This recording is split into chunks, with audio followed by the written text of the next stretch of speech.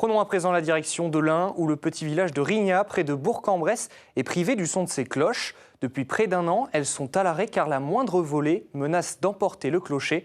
Un crève-cœur pour les habitants qui se mobilisent pour restaurer sa structure. Le reportage de Franck Grasso et Marine Zamit.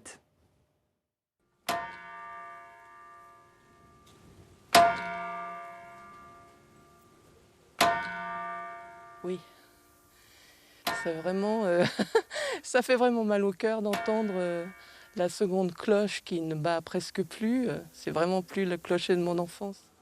Les cloches sonnent comme si l'on donnait des coups sur une poêle à frire. C'est indigne pour Dominique. J'ai des aïeux qui étaient maçons tailleurs de pierre qui venaient d'Auvergne et qui ont épousé des filles de Rignat et qui ont participé à la construction du clocher. Marie-Agathe, la petite cloche, Marie-Louise, la grosse, date du 19e. Elles tournent au ralenti, car la structure en bois qui les soutient menace. Quand les cloches battent, si elles battent trop fort et que le mouton se rompt, elles vont dégringoler de tout le clocher jusqu'en bas. Donc elles ont été mises à l'arrêt il y a un an. Il y a un bâton qui tape sur la cloche, mais le reste est arrêté. Juste pour marquer l'heure, quoi. C'est pas une question franchement de religion, mais c'est un patrimoine qui nous appartient tous. Nos anciens ont fait ça, notre devoir est de le préserver. Dans le village, on pense comme Dominique.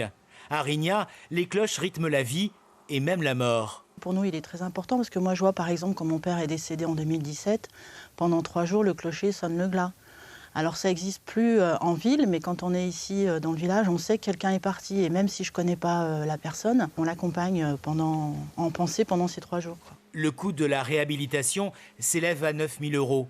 Un financement participatif a déjà permis d'en récolter la moitié. Un concert est aussi prévu dimanche. Il faut bien qu'on se prenne en main si on veut réussir à restaurer notre patrimoine, qu'il tienne debout.